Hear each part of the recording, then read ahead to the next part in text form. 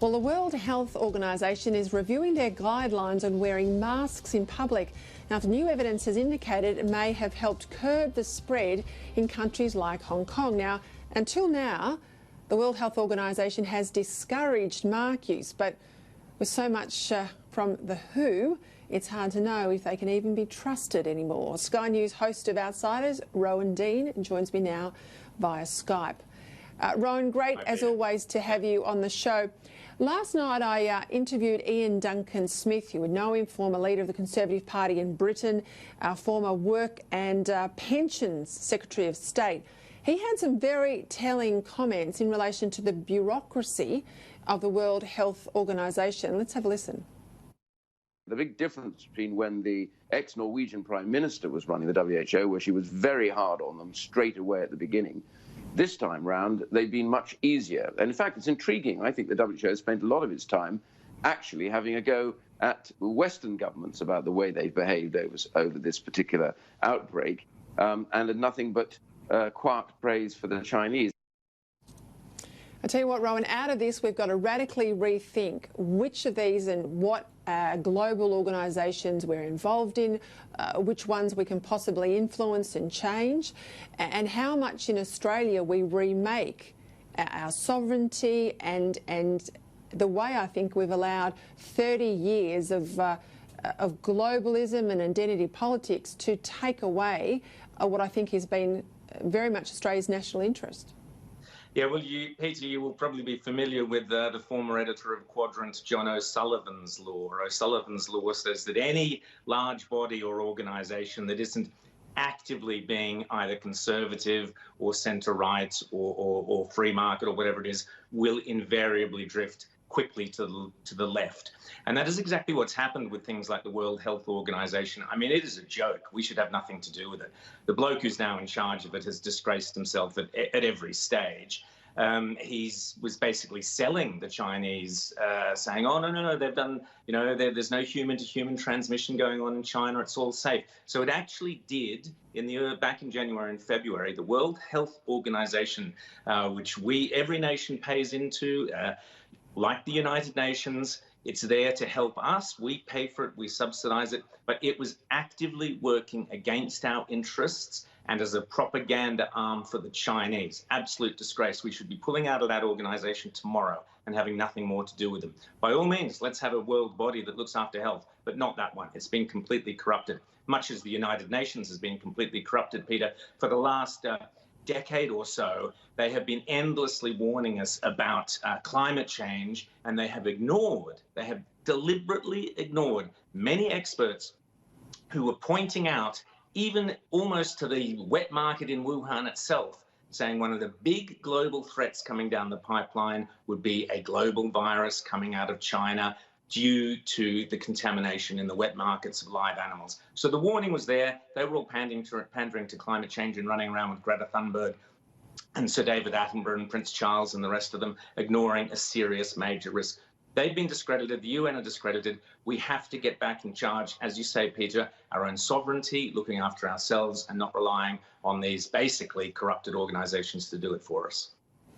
I do find it intriguing to watch all the various scientific views on this health crisis differ and scrap and have, I think, wildly differing theories of how you might contain this virus. The herd mentality, flattening the curve, running out there with, higher peaks, lower peaks. And we're allowed to have that debate. In fact, it's encouraged, and particularly if the debate from the scientists disagrees with the scientists that are supporting the Prime Minister. But when you come to the issue of climate change, scientists like Ian Plimer and Peter Ridd, they are ostracised. We're not allowed to have any debate on the science side in relation to issues like climate change. So, we're seeing a very different science debate than we're allowed when it comes to environmental matters. And we're also, I think, apologising for a whole lot of characters.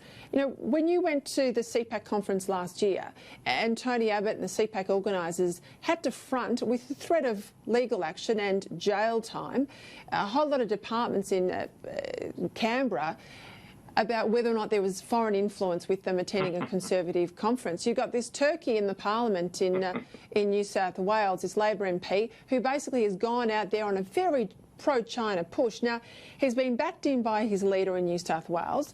There was a question I'll play it in a minute put to Bob Carr, and he just danced right away from this question on Alan Jones today. But we've also got some footage of Shaukat Musselman himself, in his own words, talking up China.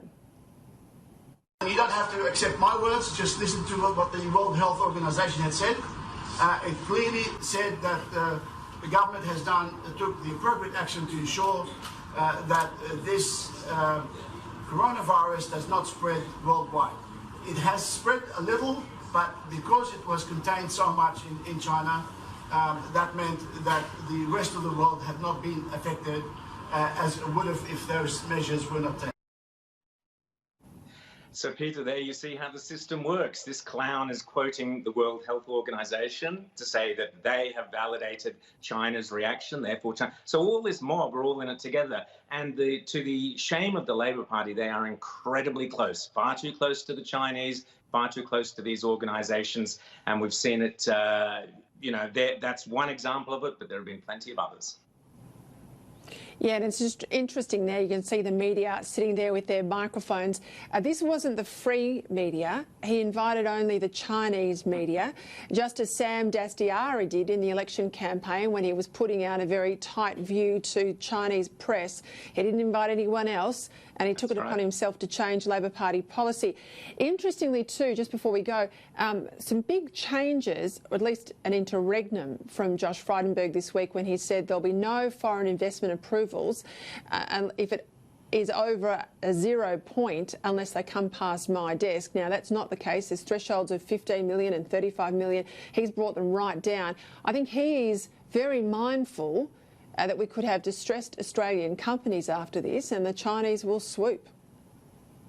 Well, Peter, as you said before, Tony Abbott, yourself, myself, Andrew Cooper, others were basically tarred with being foreign agents for speaking at a CPAC conference. Meanwhile, as the bureaucrats pushed by Mark Dreyfus in the Labor Party to investigate the CPAC conference, they completely turned a blind eye to the fact that so-called companies, Chinese companies operating in Australia, were working at the very behest of the Communist Party of China. In other words, they were legitimately foreign agents working on behalf of the foreign government, buying up all our shelves, all our products, all our hygiene and health products that we needed to fight the virus. They were buying it up and shipping it out of the country. The absolute hypocrisy from Labor. And as I said, the relationship with China, the closeness between Labor and China, or more importantly, the Chinese Communist Party and all its many tentacles, is terrifying. All right. As always, Rowan Dean, tell us what you think. No holds barred. See you again at 8 o'clock tonight and also on Sunday morning.